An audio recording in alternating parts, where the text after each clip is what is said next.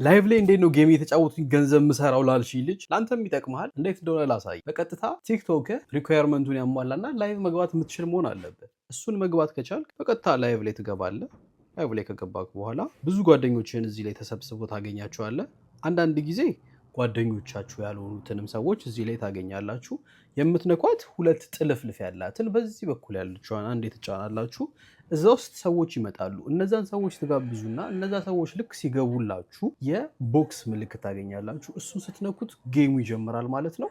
ሁለት ሆናችሁ ለብቻ መጫወት ትችላላችሁ። እንግዲህ ጌሞችን እየተጫወታችሁ ከሰፖርተሮቻችሁ ገንዘቦችን በጊፍት አማካኝነት ማግኘት ትችላላችሁ። እንዴት ዊዝድሮ አደርጋለሁ የሚለውንና ሌላ ተጨማሪ ጥያቄ ካላችሁ ኮመንት ባር ላይ አስቀምጡልን። አዲስ ነገር በዚህ ቪዲዮ ከተማራችሁ ደግሞ ፎሎ ሳታደርጉን እንዳትሄዱ። ቪዲዮንም መውደድ ትችላላችሁ።